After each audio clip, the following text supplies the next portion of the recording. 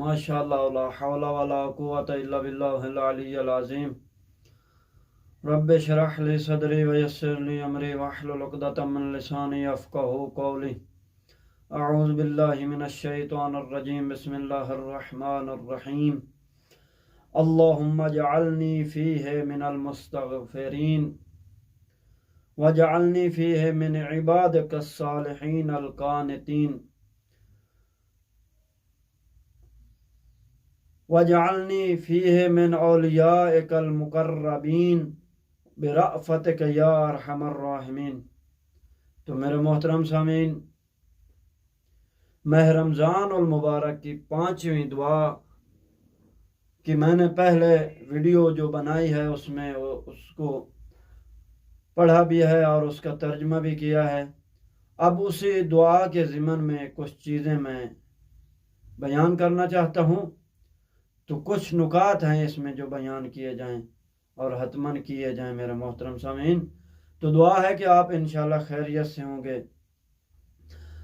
تو میرے محترم سامعین، پہلا نقطہ اس میں جو ہے، پہلا اہم نقطے کی طرف جو توجہ دلائی گئی ہے، جو خدا سے ہم نے درخواست کرنی ہے، اس جو پہلا پوائنٹ اللہم اجعلنی فیہ من المستغفرین، تو اس سے میں یہ ہے کہ خدا سے مغفرت طلب کرنی ہے، استغفار کرنی ہے۔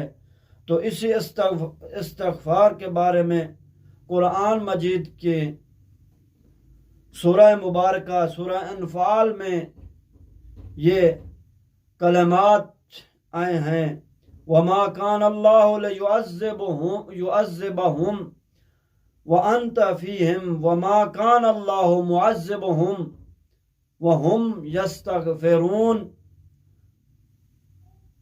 اللہ نے اپنی اس قرآن مجید، اس لاریب کتاب میں فرمایا ہے، آئے اللہ کہہ رہا ہے، یعنی اللہ اس وقت تک ان پر عذاب نہیں کرے گا، اپنے بندوں پر خدا اس وقت تک عذاب نہیں کرتا جب تک ان کے درمیان نبی مکرم صلی اللہ علیہ وآلہ وسلم موجود ہیں، ان کے درمیان ہیں، تو اس وقت تک اللہ عذاب نہیں کرتا۔ اور آگے جو فرمایا کہ اسی طرح جب تک تم استغفار کرتے رہو گے، طلب مغفرت کرتے رہو گے، تو خدا آپ لوگوں پر عذاب نہیں بھیجے گا۔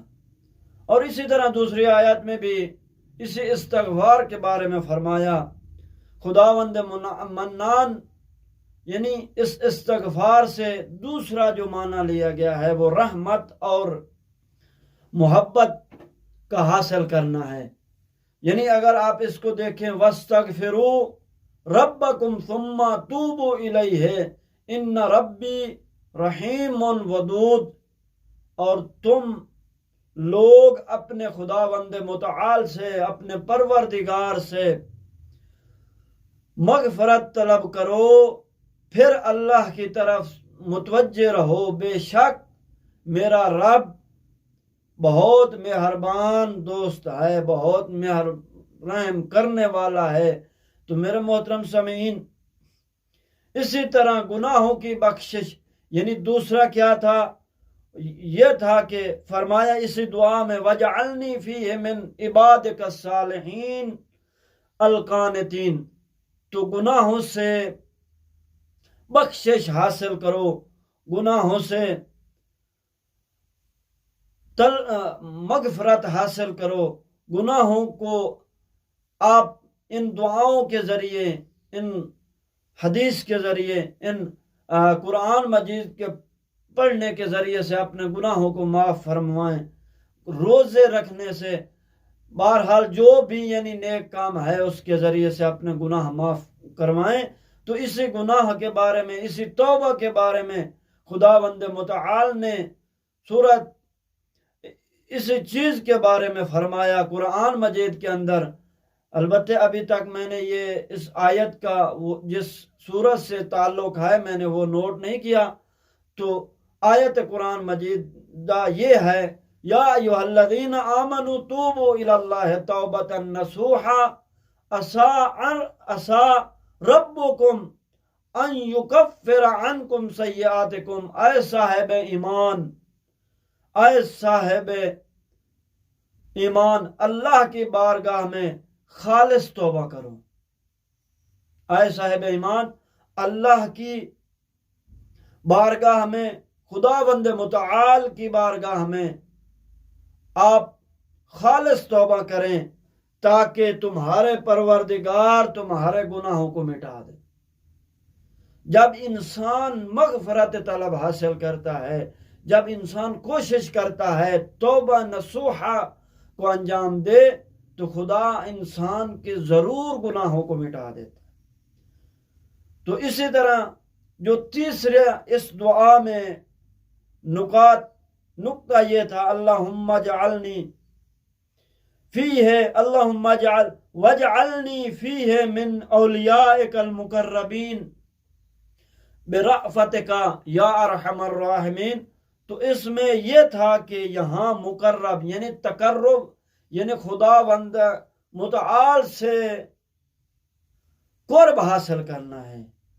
تو اسی قرب کے بارے میں قرآن مجید کی آیت ہے، اسی بندگی کے بارے میں، اسی قرب کے بارے میں جو امام موسیٰ کاظم علیہ السلام سے یہ مروی ہے، امام کاظم علیہ السلام سے یہ نقل کیا گیا ہے. کتاب مستدرک الوسائل میں یہ آیا ہے. فرمایا جلد نمبر 12 ہے. تو میرے محترم وہاں امام نے کیا فرمایا؟ شخص کا نام ہے حشام. فرمایا اے حشام، افضل ما تقرب به العبد الى اللہ بعد المعرفت به الصلاۃ.